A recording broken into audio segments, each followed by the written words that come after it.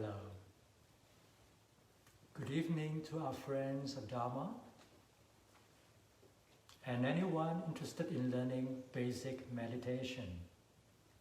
I'm Venerable Huisheng. Welcome to Let's Meditate. This is our first evening, and to the novice, it's a very new beginning and a very good place to start. And to an experienced meditator, it could be a recap, or you may be learning something different. We will start with an introduction to meditation. We are going to look at some topics. What is meditation? Mainstream meditation traditions and characteristics. Significance of meditation in spiritual practice. Why meditate? Meditation in the comforts of the do's and the don'ts, possible problems. And finally, if we have the time, let's do it. Let's experience an actual session. So ready when you are, on a seatbelt, hold tight, let's go. So, what is meditation? According to the dictionary definition from Merriam-Webster, there are generally two definitions. The first is to engage in contemplation or reflection. Second, to engage in mental exercise such as concentration on one's breathing or repetition of a mantra for the purpose of reaching a heightened level of spiritual awareness. So we see, to meditate, we engage ourselves in a focused mind state. The noble objective is to reach levels of spiritual awareness or even spiritual enlightenment. Now, there are non-Buddhists and meditation traditions. Taoists and yogis, they meditate as well. The objective to attain some cosmic connections.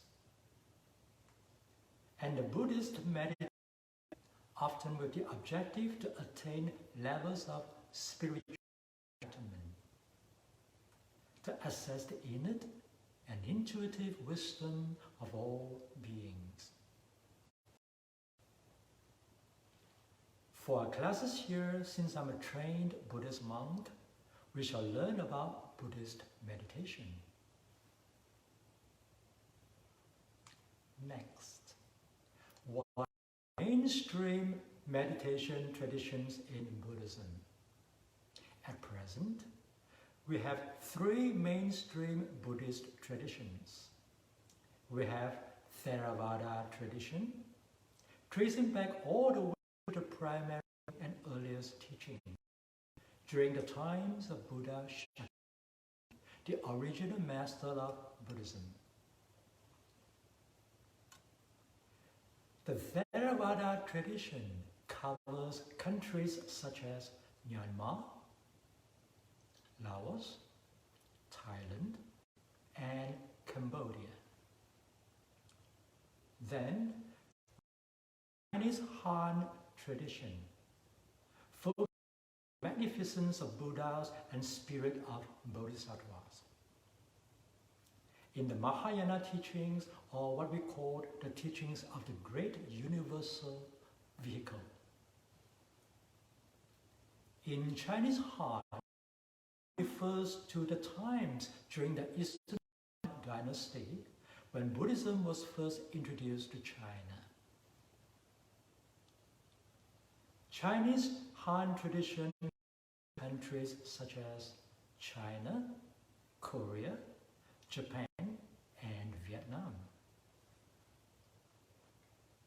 Last but not least, we have the Vajrayana tradition, or what we call the diamond tradition, focused on rituals and ceremonies, with emphasis on holy connection to Buddhas and Bodhisattvas, garnering blessings and protection from holy realms. Most Vajrayana teachings are esoteric in nature, meaning they are cryptic, learned and practiced by selected practitioners. The Vajrayana tradition covers countries such as Tibet, Nepal, and Bhutan. So, the three mainstream Buddhist meditation traditions are Theravada, Chinese, and Vajrayana. Now, what are the characteristics of different meditation traditions? Generally, for the meditation is focused on the physical body. The Chinese meditation tradition is more focused on the mind. As for the Vajrayana meditation, they focus more on visualization.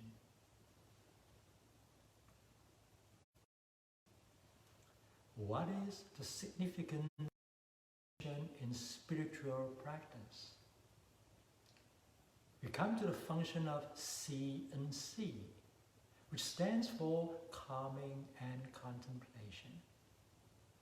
Now let's imagine we have a bucket of water in front of us.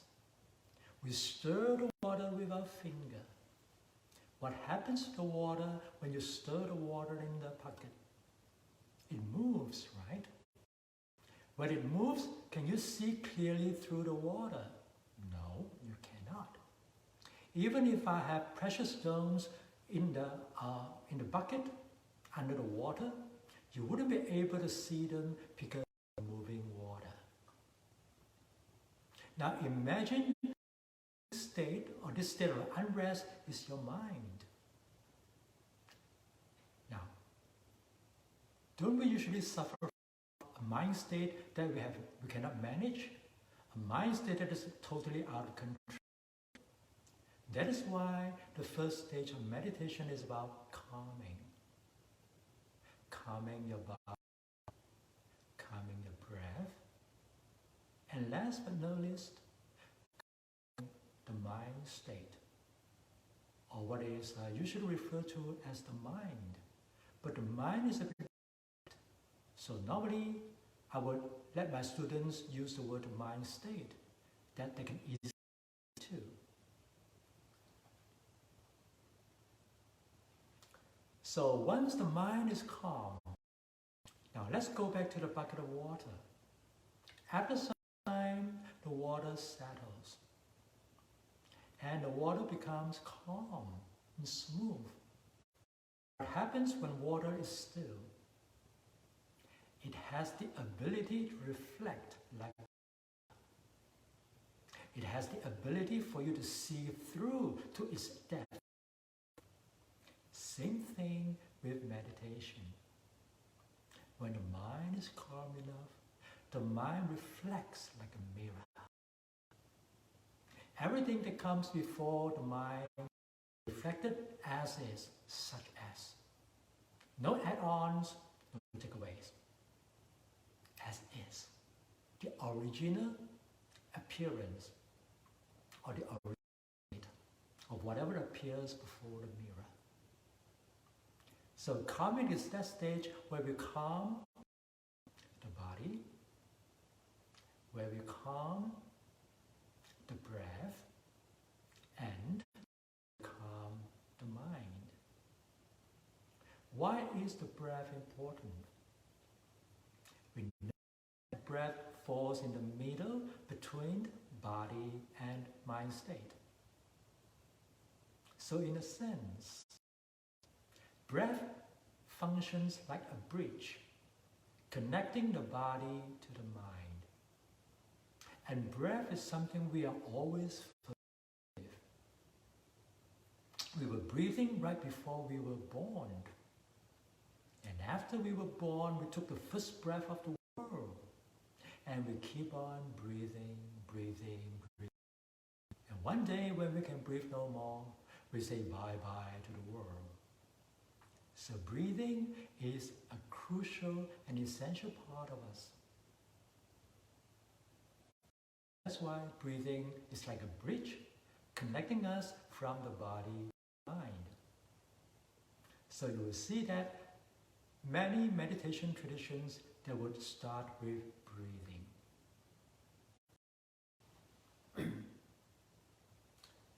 So when the mind is calm enough, it reflects, and that is where the element of wisdom. We see things as they are, not as we judge them to be or we thought that they should be. They are like the truths, they are like the nature, the very core of things that we normally cannot see with our naked eye. But with the sharpening and the opening of the mind's eye, we can see beyond the surface. Just like beyond a still bucket of water, you see the diamonds, you see the precious stones, all the wonderful things at the bottom of the bucket. So contemplation is when we use our innate and intuitive wisdom to explore the truths. And even ultimately, the ultimate truth. The truth of non-duality. The truth of everything there is, there was, and will be. And that is some transcendental state. Some transcendental stage of wisdom. So we believe that all beings have this innate ability to reflect. Sentient beings with a mind.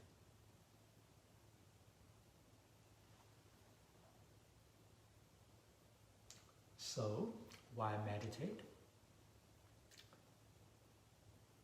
Because for most of us, life is busy. We are always on the fast. We are always on the rat race from 9 to 5. Actually, with this COVID-19 phase, we learn to stop and reflect upon our life. We learn to enjoy time at home, to be with our friends. Well, maybe some books that we never read before or never finished reading. Maybe we can try out some recipes, some new hobbies, perfecting a skill. Someone who never knows how to type. Well, he may master typing when this COVID phase ends. So make good use of this time at home. And what better time there is to meditate, to learn about meditation, and to do actual meditation. That's what this program is. Let's meditate. So, what do we need? Of course, when the mind is distracted, it's very difficult to focus. It's like the wind blowing on the surface of the lake waters. You see ripples. Waters, when they are not still, they cannot reflect. Their ability to reflect is obscured. So therefore, we need a quiet place that we can be alone for some time, hopefully for 1 hour or even more. No distraction, no one disturbing us. It's our own time, a very personal time.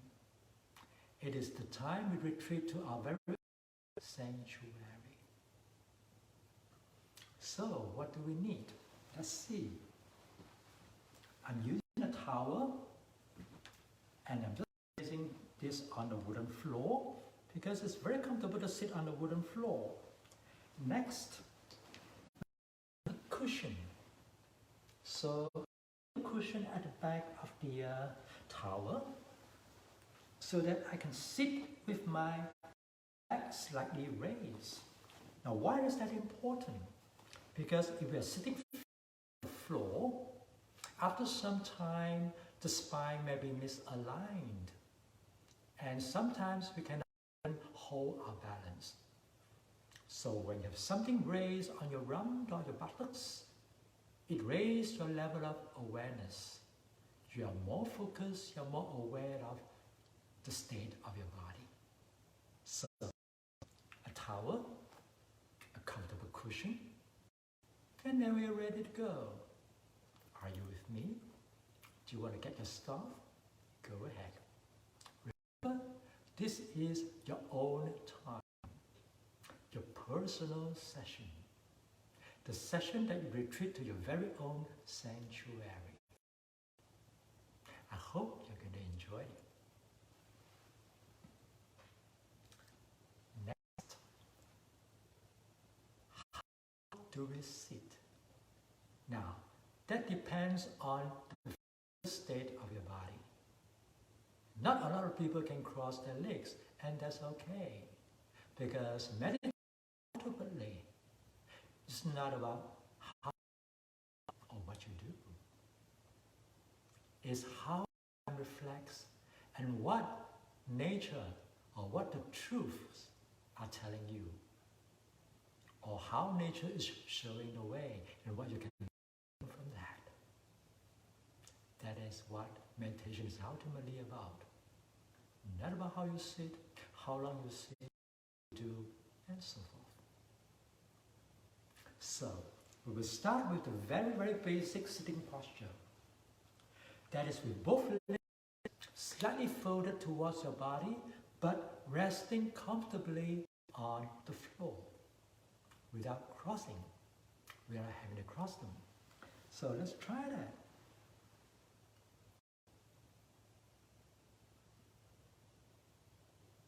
You can see that it feels very comfortable because there's no tension whatsoever in the body. Some people don't really like meditation because they tend to cross their legs, and after some time they are more like suffering. And meditation retreats become like concentration camps. But meditation is not supposed to be that. It's supposed to be a journey of spirituality, a journey that you can learn and enjoy.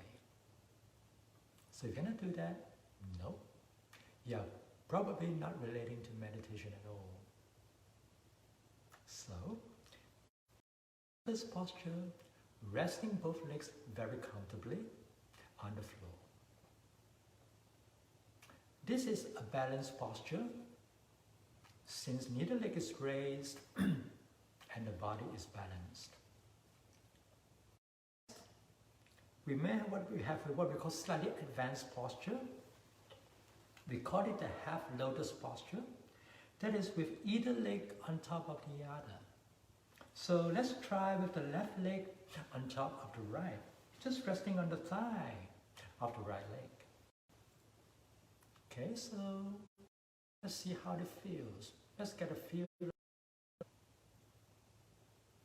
You will notice that the raised leg is slightly, there's a gap between the floor and the leg. So it's like it's floating, okay? So we can try the other posture, which is change legs and have the right leg on top of the left. Now, get a feel of that. Now remember, each is an individual. So you may prefer to have your left leg up, or you may prefer to have your right leg up. All is fine, all is good, except remember, when a leg is raised, it's on the ground. So if you persist in this posture for too long, maybe after some lengthy years, again, you will have the problem of misaligning your spine. So what happens is, for people assume the posture of half lotus, change legs. So let's say for this evening, meditating, I'm going to use my right leg on the left, and for the next session I'm going to change my legs. Okay, so adjust my spine. Okay, so, and for the most advanced practitioner and those who are really supper in the body, okay, we have the perfect posture, what we call the double lotus or the full lotus. Now you will notice that the body is totally folded, very compact and very neat and very tight. Now that's a conducive state to meditation, especially for advanced practitioners. I emphasize the word advanced because for the beginners, it may be a lot of pain just to go through adjusting to your legs. So, do it comfortable to you. Remember, this is your section, not mine, not anyone else. I want you to relax. I want you to be comfortable. I just want you to enjoy. Because if you're not enjoying meditation, then there's no more purpose to this program. Okay? So next, in order to sit comfortably and without obstruction in our body, because we have energies in our body, we have light flowing through our body, we have electromagnetic fields and all that, so our body may interfere with those things. So what to do is, we remove whatever we have from our pockets. So I have a wristwatch here, I'm going to remove it. Ooh, I have my apple here. So I'm going to, put my apple. Sorry, Jobs. Okay? Because I want to enjoy my session. No interruptions, no interference. So if a necklace, whatever, you feel that they are restricting you, put them aside. Let them be. Let them be as well. So, now we're ready. Next, what do we work at? We will start from the very beginning, the body, and then the breath, and ultimately the mind. Remember? Body, breath, mind. What is the bridge? Where is the bridge? The breath. The focus on breathing. We should be breathing as a meditator, and what levels of breathing we can attain, and the perfect level of breathing for meditation. I'm going to lead you step by step, all the way.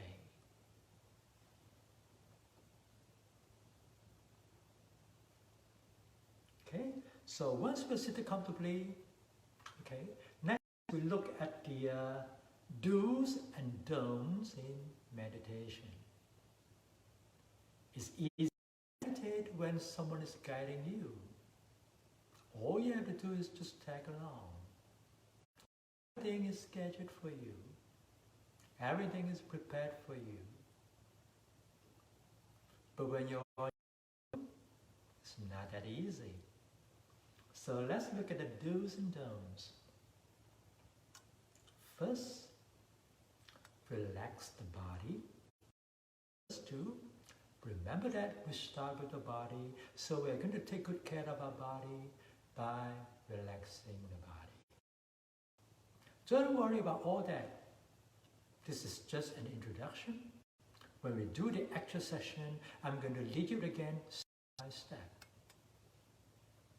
This is going to be just a leisurely session. the very start to our session. We may learn more when we proceed into the program. The next two is breathe evenly. Repeat in your mind, breathe evenly. And then the more advanced state is calm the storm. Imagine the mind to be the storm, where your thoughts bombarding in the mind, images even, sensations, things that you're normally not aware of, until you still and quietly and really confront of your body. And the body connects to the mind. They are interconnected and interdependent in a sense. So one will influence the other. Okay? So the three do's: relax, breathe, calm. So calming the storm will lead us into a quiet and attentive mind state. That is, this mind state we are aiming for meditation. Quiet and attentive. Quiet and attentive. Quiet and attentive. Now the don'ts. We can start with the letters. I use 6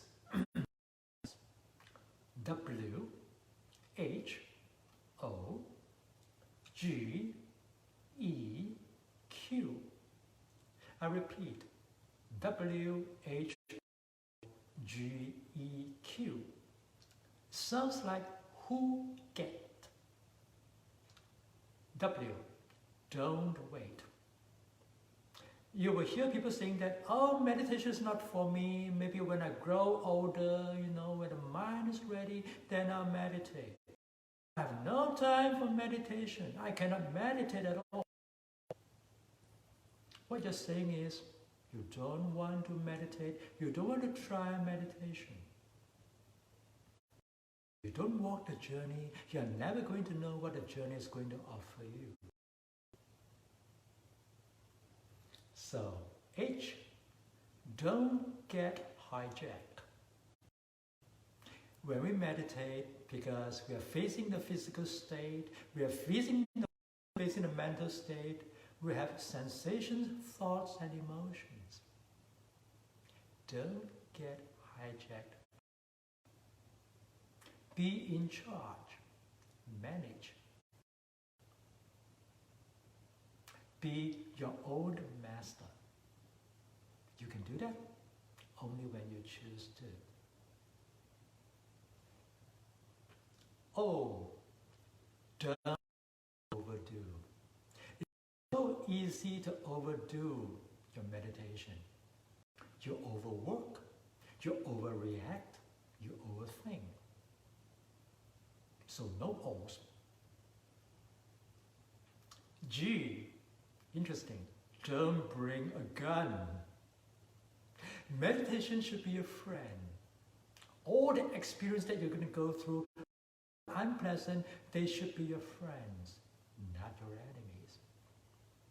Because you relate bad to a friend, you become antagonistic towards an enemy. Why would you don't want to be antagonistic against your body, your breathing, and especially your mind state? What is the purpose in that? Why make yourself suffer because of who you are and what you do? Right? So, E, don't expect. When people meditate, they expect that I'm going to feel pleasant, I'm going to solve this and that, I'm going to be healthy again, okay, suddenly, overnight. No. Lunch. If you don't put in effort, you won't gain anything. It's like slimming.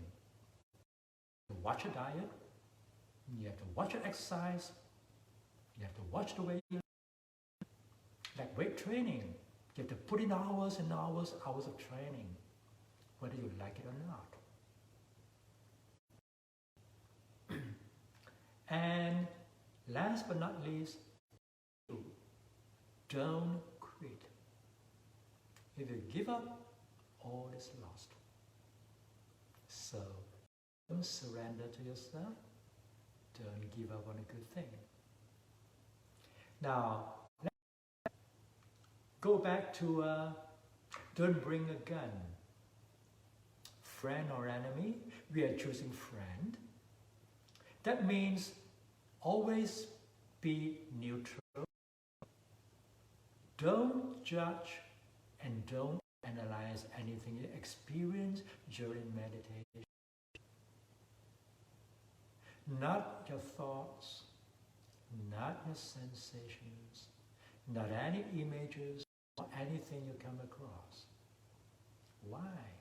Because they're impermanent, and if you think them as real, you get attached and problems arise. We're going to touch on that later. So let's recap. Who get? W-H-O-G-Q. W, don't wait. H, don't get. O, don't overdo. G, don't bring a gun. E, don't expect. And Q, don't quit.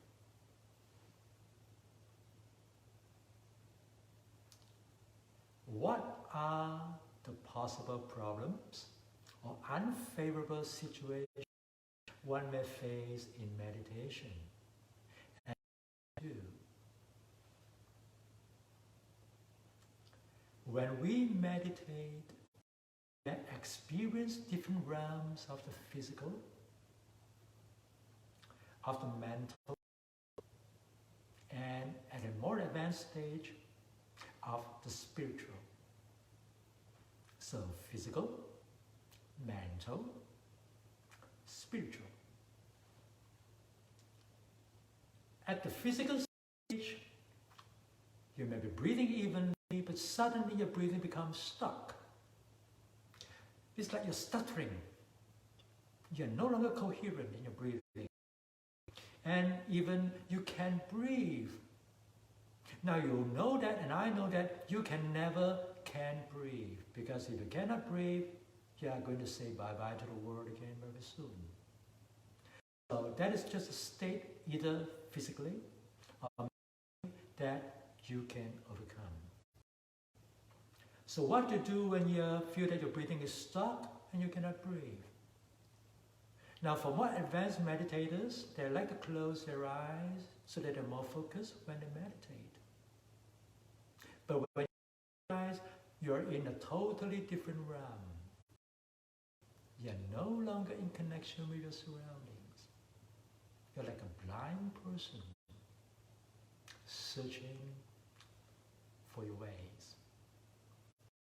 Okay, that's the process of meditation. But sometimes people become afraid. They get scared.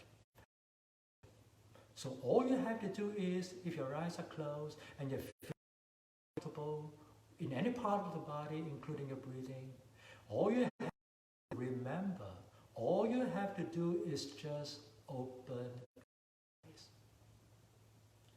Come back to reality. Come back to your familiar surroundings. Come back to the very present, the very moment. The moment you do that, the physical states should just pass away. Because the mind is more focused. So if you're feeling that you're suffocating, don't run in the waters. No one has put a plastic bag over your head. It could be physical and it could be mental. All you have to do is what? Is open your eyes, come back to reality. Always remember that. And when we meditate, we may experience sensations. They may be pleasant, they may be unpleasant, or even uncomfortable and very uncomfortable sensations, like sudden extreme heat, sudden extreme cold, you're like in the Arctic, or the bellies of the earth. And that's okay. That's because when you're so focused on the mind becomes very sensitive. When the mind becomes very sensitive, the sensation is clear. So again, as a beginner, I would advise open your eyes. As a more advanced meditator, you may want to start with the wisdom by contemplation. Observing the sensations, not judging them, not analyzing them. Just seeing how, the state of the sensations. For example, I'm feeling a sudden stabbing pain in a part of the body. It could be my back. In the past, I may have injured my back. Okay, fine. What you can do is study the sensation. Pain, to what extent? How painful? Is it continuous? Is it intermittent? Analyze the pain. Is it localized to one single point of the body? Or how wide is this area of pain? How long does it last? Ultimately, because of the law of nature, which says everything is in the flux of change and everything is impermanent. It will rise and it will pass away. Same thing with our thoughts. We know that they exist, we acknowledge them, we don't judge them, we don't analyze them. We let them come and we let them go. We are always with the flow, going with the flow, with the very present moment. And remember, if all those cannot work, if all those don't work, all you have to do is open your eyes. Back to the moment, back to reality, back to whatever you're familiar with. Got it? Now, physical stage is easy. We know what the body feels like. We know what is going on. But at the mental stage, that is more complicated. Why? There's a saying that mind is like a hyperactive monkey. And the mental activities that go on, they're like raising horses. I remember when a senior student in my meditation classes a very long time ago told me, she was in her 70s, and she told me, Master, my mind is like a monkey on a chain. My mind is more like a gorilla on a very thin thread. Anytime it's going to be free. Anytime it's going to be out of my control. So during the initial stage of meditation, mind states can be like that. Like and like raising horses. Know that it's just part of meditation. Knowing the thought processes, and that is okay. Because you never judge, you never analyze. Let them come, let them go. Let them arise, let them pass away. Simple as that. Are you? Now, when you're more advanced into the spiritual stage, that is where it is both ideal and dangerous. Why? Imagine the mind to be a trickster. We all love magic shows, but we all wonder how magic is done. So, actually, we all know that magic are just illusions. But sometimes when we think that they are real, assume that as real, we are going to get attached to them. We are going to react with clinging and craving, and that is dangerous. Because you may be attaching to the wrong in the mind. You may be attaching to delusions, or even delusional images, sensations in the body. Let's say when you meditate and you see a Buddha coming to say, "Hi!" Now, that is odd. Why would Buddha say you? You know that that's a delusion. But sometimes the image is so real that you feel that, "Hi Buddha, how are you doing?" You react instantly. You react on an impulse. And that is where the danger lurks. Beware of any attachment to wrong understanding that leads to delusion or illusion. The danger, you have to be careful when you travel into the realms of the spiritual. And the spiritual realms are full of the unknowns as well. Because it's like you're connected to all realms of spirituality, whether in the past, in the present, or in the future. That could be a very exhilarating experience, but for the trained mind, it could be dangerous. Keep that in mind. What is the difference between beginners and advanced meditators? The questions you're going to ask is, how still can you sit? How long? If your body is always in a still state when you sit, and you can sit comfortably for long hours, you are usually experienced at that stage. That means you are not so much bothered by the physical state, probably working on your breathing, and not even on your breathing, but more on the mental and eventually the spiritual state. Next, how still in your mind state?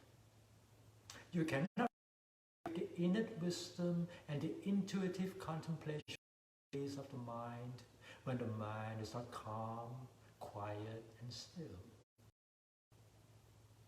So, when the mind is very quiet and still and can see everything that appears before it, maybe dharma, the ways of things, phenomenal, situations, causes and conditions, what is your mind? That shows whether you're in the beginner stage or maybe you're already into the advanced stage. And that's the same. Life is, and every step a journey unto its. So sit comfortably, breathe evenly, just enjoy. We don't have much time. We're going to enjoy a short session, maybe 10 minutes. And I hope you're going to enjoy the journey. To start, you will hear this signal.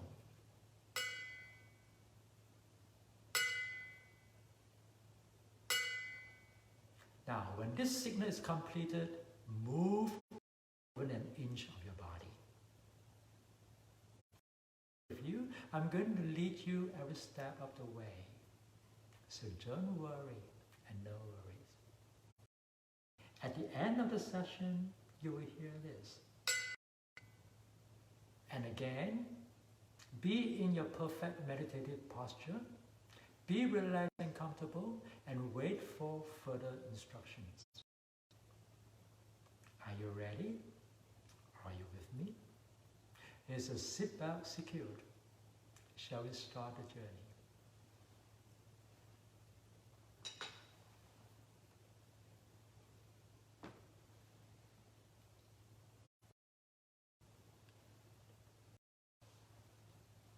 Sit comfortably, legs crossed or folded comfortably. Assume your accustomed sitting posture, whether with both legs on the floor, one leg on top of the other, or in the full lotus position.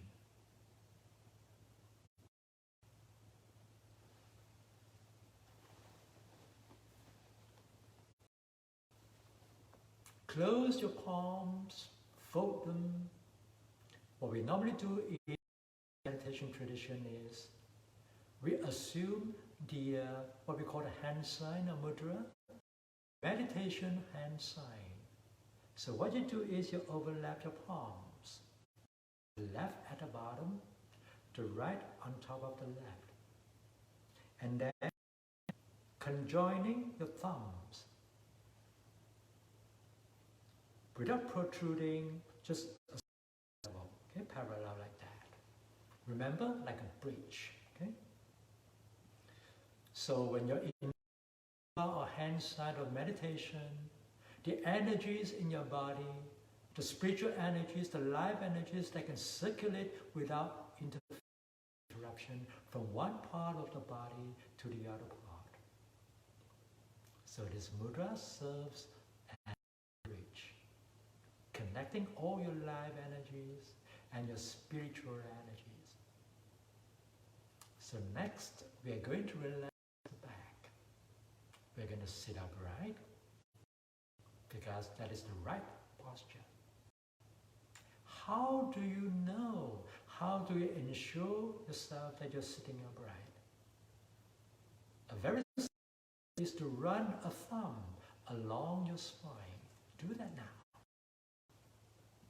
If you feel any protruding bones or any protrusion, that means the spine is not upright.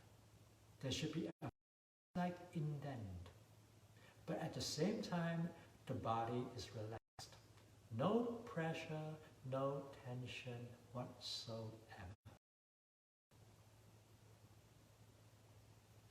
Relax your arms so the rest comes to your side, with a slight gap between the arms and the body, so air can ventilate, air can circulate and you can ventilate. Relax your shoulders, just drop them naturally. Again, no pressure, no tension whatsoever.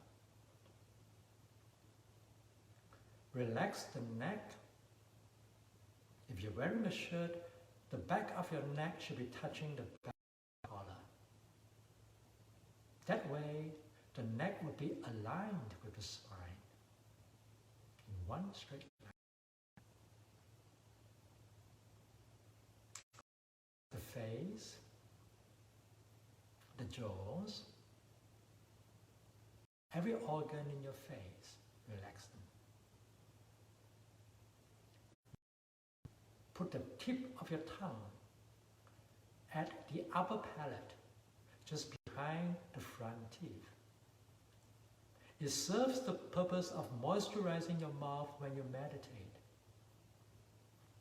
And it may prevent you from salivating too much, thus interfering with your practice. So you can try that. Place the tip of the tongue at the upper palate. We are going to start from the beginner's stage. We are going to half close the eyes. Half close in the sense that we do not have to blink. We do not blink. The eyes are open at a comfortable sleep where we can focus on a certain point in front of us. So let's do that.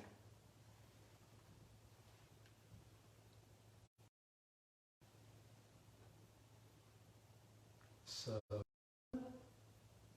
move not even an inch of your body. Sit very still and just be with me. We're going to start with the signal.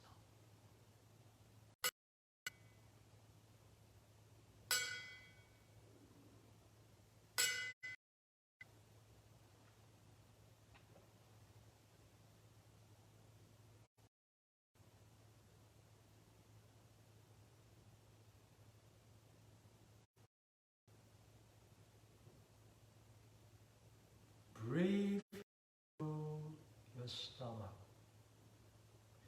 not your chest. When we breathe through the chest, we are only taking in half the oxygen that comes into our body. It's what some people refer to the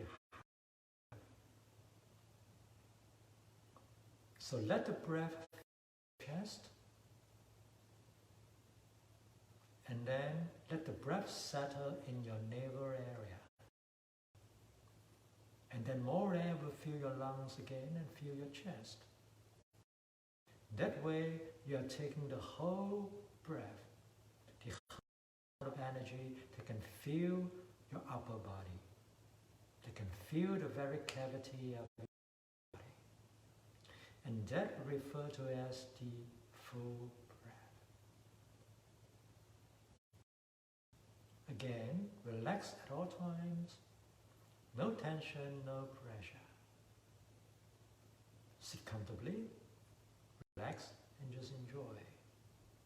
And remember, I'm with you every step of the way, especially the very beginning. No worries.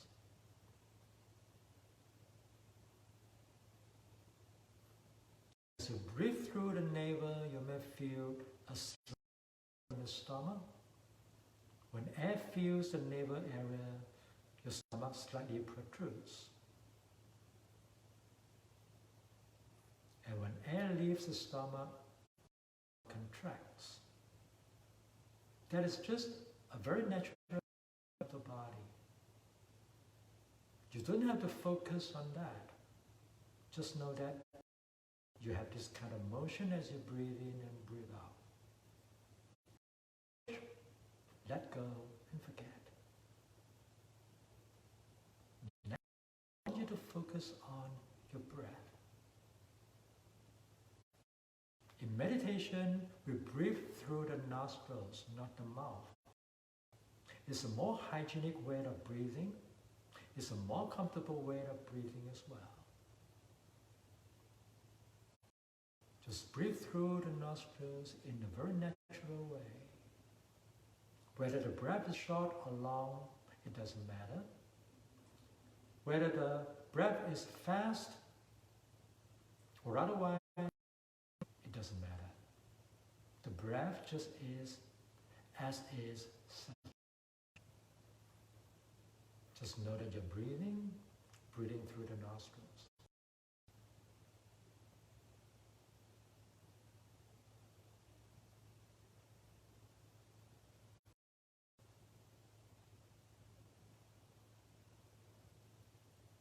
As you breathe out, relax. Relax every part of your body every time you breathe out.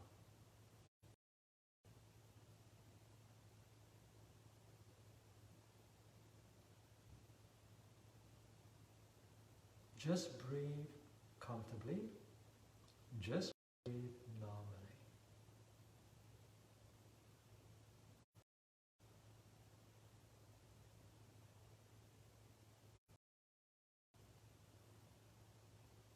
For our next lesson, we are going to focus on the levels of breathing. So for tonight, we are just going to take things easy for every beginning.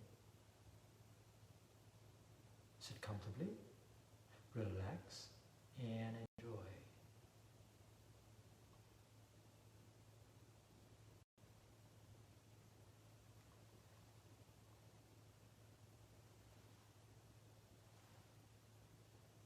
Because of time restraint, I'm sorry, but we're going to end the session soon.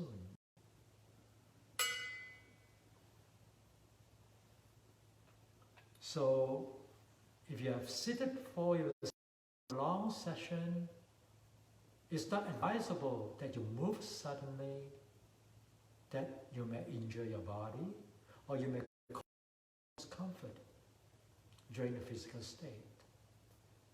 So what we normally do is we have some simple warm-up exercises before we end, at the end of the very session, before we get up from our meditation seats and so forth. So what we normally do is we rotate the body very slightly in one direction. Know that the body is coming back to reality, back to the very moment. And then we rotate the body in the other direction.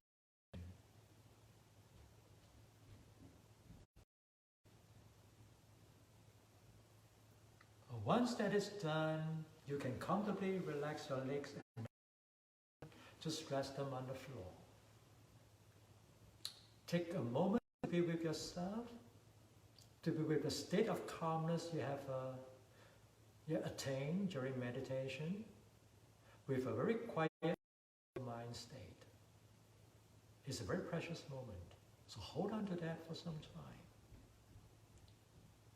Then what we do is we warm up the body by doing massages. So what we do is we rub the palms. You will feel heat generated between your palms. And usually that is pure energies. Because when we meditate, the body is in a pure state. You're not making any verbal karmas and so forth. It's a process of purification. So rub the palms and very quickly your arms. Rub the arm, massage the other arm. When you massage, you will feel a certain warmth on the skin, and that's okay. Next, massage your back. That will ease your discomfort when you sit in a long session. Massage your thighs, the lower legs,